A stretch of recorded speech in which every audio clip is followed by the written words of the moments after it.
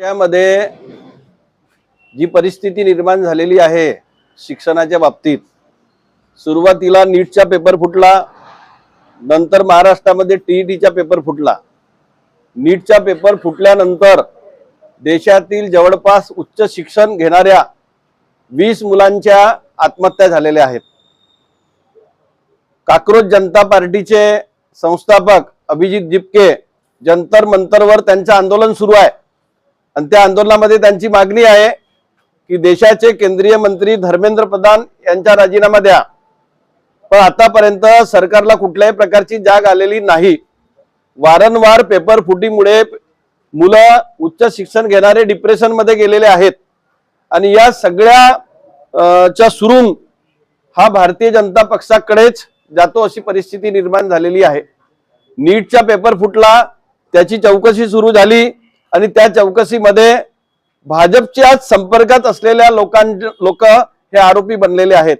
इकडे टीईटीचा पेपर फुटला, स्वतः भारतीय जनता पक्षाचे आमदार त्यांनी विधानसभेमध्ये सुधीर भाऊ मुनगंटीवार यांनी मुद्दा मांडला की तुम्ही आग्र्यावरून पेपर छापल्या आणि बिहारचे लोक आरोपी सापडले पेपर फुटीमध्ये।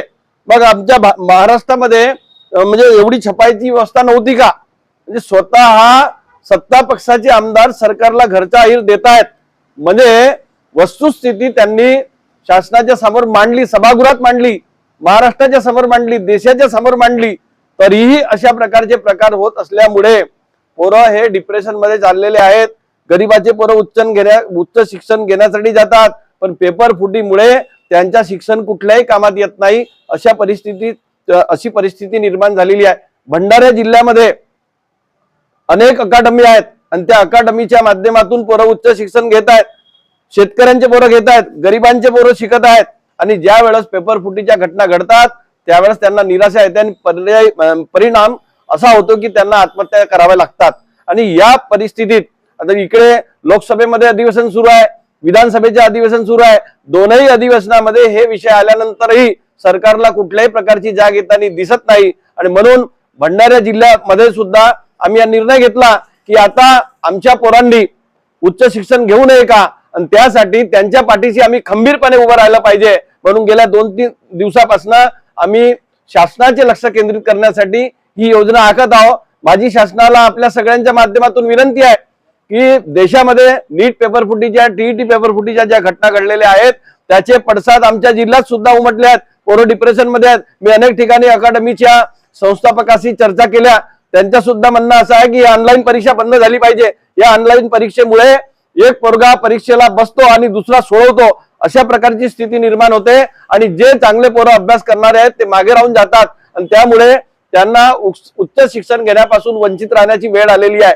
अशा परिस्थितीत शासनाने दखल घेतली नाही तर यापुढे आम्ही तीव्र आंदोलन करू आणि खंबीरपणे आमच्या पोरांच्या पाठीशी राहू।